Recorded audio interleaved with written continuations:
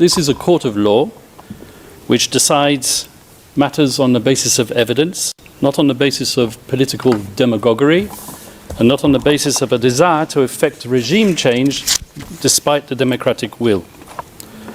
And certainly not on the basis of statements made by Ombudsman Jesus Crispin Remula, who professed that domestic justice will be denied, according to Mr. Butuyan, because of the lack of forensic reports and police reports. Now, I don't know which case Mr. Butuyan's metaphorical ship sailed into, but he clearly hasn't read the evidence. Whilst he was speaking, we examined the evidence, and out of that evidence we found at least 35 reports substantiating 49 of the incidents which are mentioned in the document containing the charges.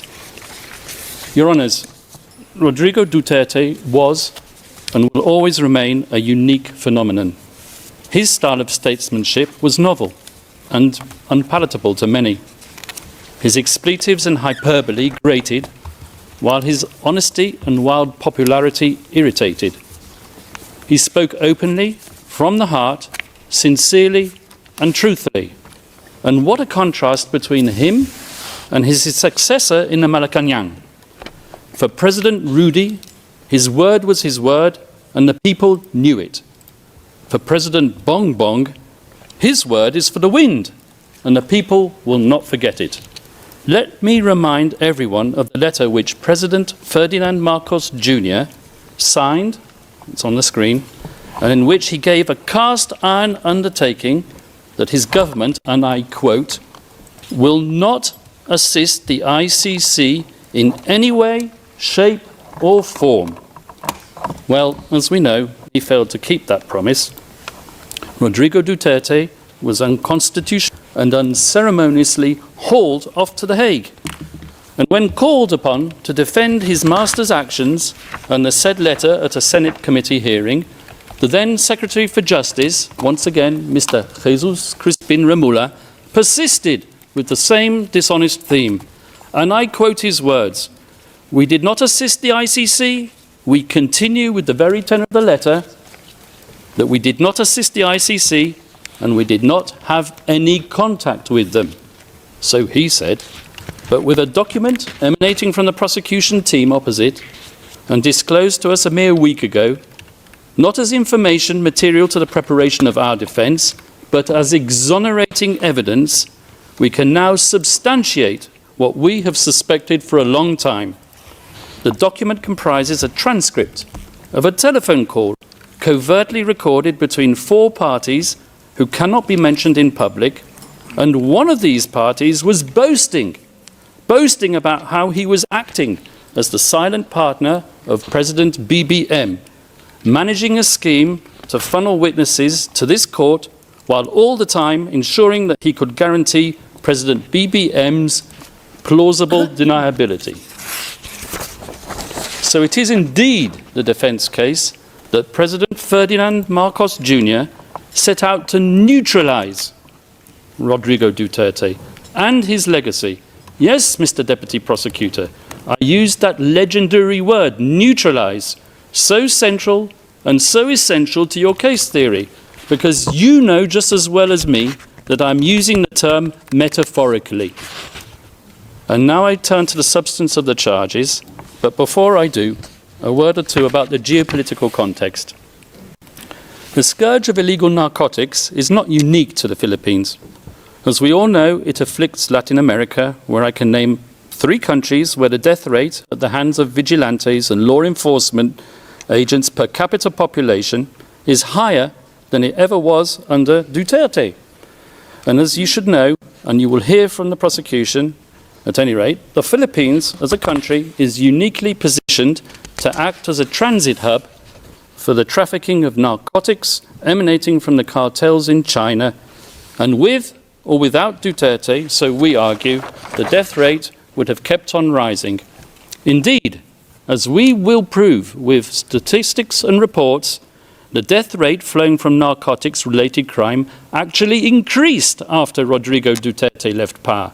And where, I ask you, has the International Criminal Court been seen that Rodrigo did anything? The totally lawful Duterte campaign against illegal drugs and their suppliers took place when his administration was after the declaration of martial law.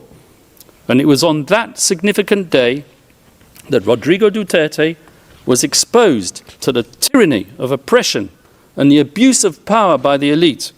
And he took a decision. On that day, he chose to devote himself to a life of selfless public service.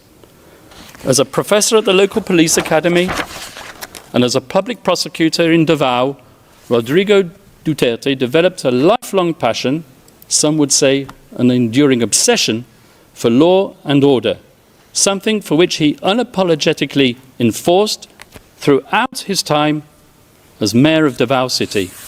Not, as the prosecution say, through sowing murder and mayhem, but through winning the love, respect and admiration of his fellow citizens. The very same citizens who continued to re-elect him time after time, term after term, on no less than 7 occasions over more than 2 decades. And throughout his 20 or so years tenure as the mayor of Davao, Rodrigo Duterte and his family transformed that city from an outpost of communist insurgency and criminal violence into what is now one of the safest cities, not just in the Philippines, but in the entire world. This was indeed the so-called Davao model, which the prosecution wants to persuade you was code for unbridled criminal violence. And this was the type of leader that the Filipino nation wanted in 2016. So, Rodrigo Duterte was elected into power, not in spite of, but specifically because of his firm and uncompromising commitment to upholding law and order. And after his election as president, Rodrigo Duterte remained a man of the people, without seeking to patronize the people. Gung-ho in his ways and with a belligerent tone, he spoke the tough tongue of the street, not the dissembling discourse of international diplomacy. He said what the people wanted to hear, but he said it in a way that offended sensibilities of world leaders unaccustomed to hearing it, one in particular, and that was what set him on the slippery slope to a prison cell in The Hague. And let me tell you how it works. It starts with the media, controlled by the powerful and the politically influential. With a sensational headline and a twisted editorial slant, the moguls sell their papers while promoting the partisan agenda of their backers in power. They highlight the salacious content while ignoring the true context, because that is what captivates the reader. And so it was with Rodrigo Duterte, whose speeches were fertile fodder for his enemies and detractors. A man whose hyperbole, bluster and rhetoric, once published, became a natural target for privately funded NGOs and human rights activists, a loose collective more commonly known as civil society.